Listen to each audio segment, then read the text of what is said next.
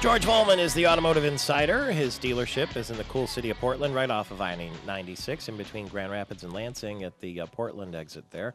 And at VollmanFord.com or theautomotiveinsider.com. He's here in our Gillespie Group storefront studio. Good morning. Hey, good morning, Michael Patrick. How are you? Good. A lot of political gossip flying this morning. It's unbelievable. There is talk that the Lansing Mayor, Virg Bernero, who will be with us later this morning in our Mid-Michigan Business Wrap, has asked retired General Motors Vice President Rod Gillum to run with him as Lieutenant Governor, and that Mr. Gillum respectfully declined. Do you know Rod Gillum? And if not, what do you think of the idea of an automotive executive running with America's angry mayor?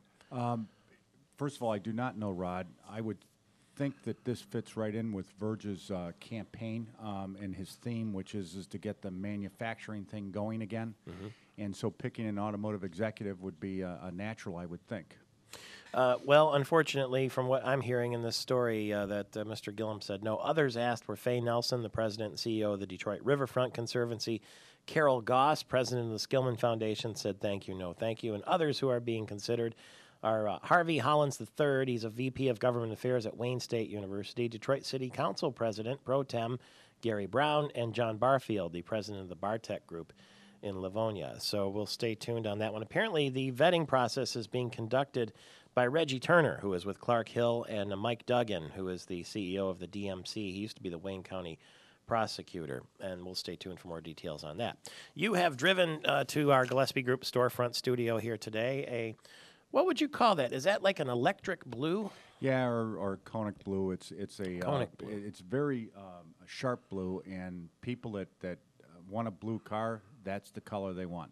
What is that? What's That's it called? a 2011 Ford Fiesta. Mm-hmm. This is a brand new offering from Ford, even though they've used the nameplate back in the 90s. I remember. The vehicle is, like I said, from the ground up, brand new, and it's one of Ford's way of pushing the fuel economy and also having a lot of fun driving it.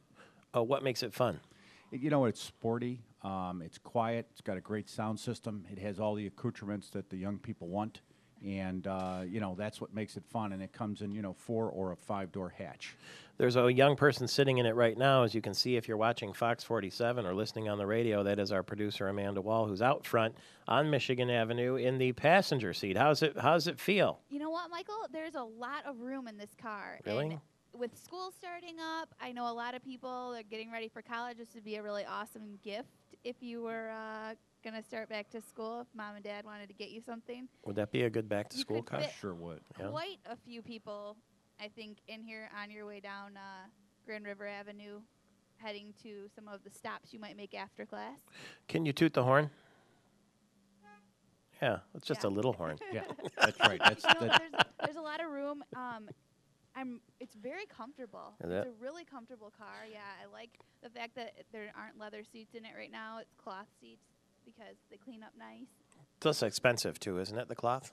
Not really. Really? I mean, that car. I mean, you're going to be able to buy that car for under $16,000. Brand new. Yeah, brand new. Where do you put your golf clubs? The trunk would fit them. Would it? Yeah, I think the seats fold down in the back, so just in case. But you probably wouldn't be taking 4 other golfers with you in it. I wouldn't think. Could you get out of the car, if you would, and just sort of, have a look-see and use your powers of description to describe this Ford Fiesta?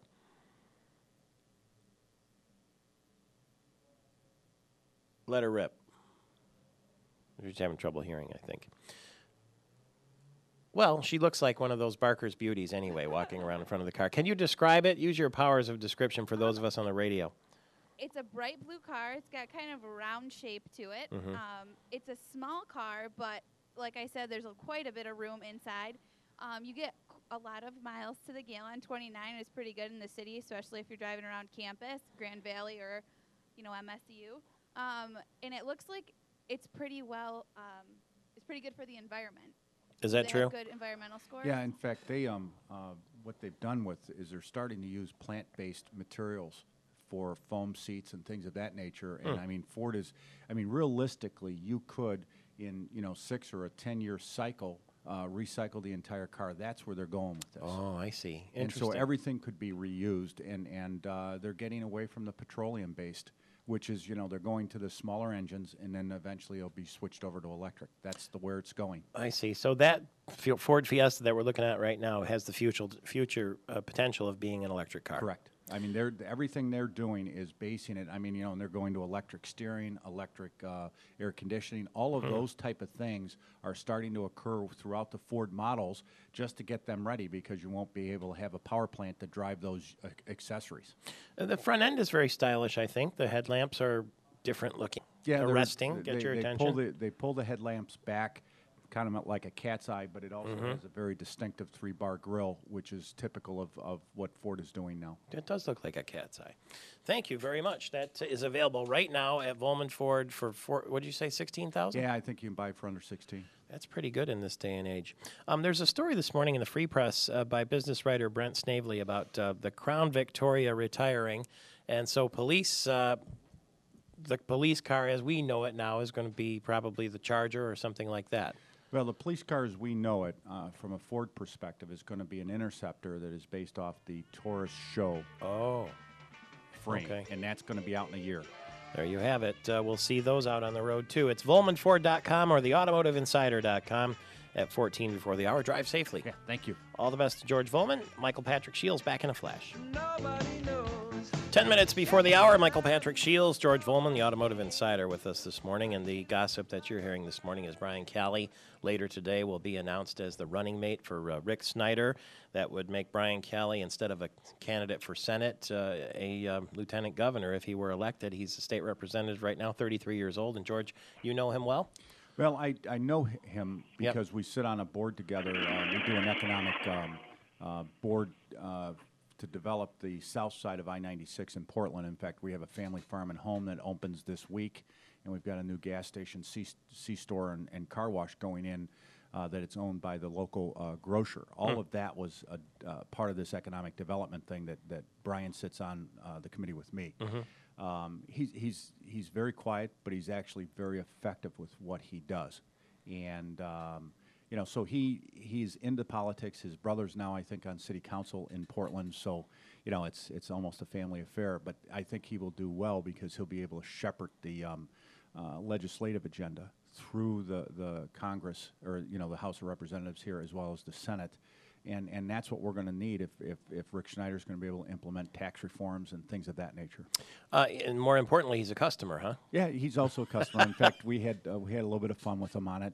His car that he traded in was on its last leg, and he knew it. And so we were able to get him into another fuel efficient. I think it's a Fusion that he's driving, and he really likes the car. Pretty good if you can have the car driven by the lieutenant governor having come out of your dealership. Yeah, and like I said, we haven't seen him back, which tells you that the car's probably doing real well. It works.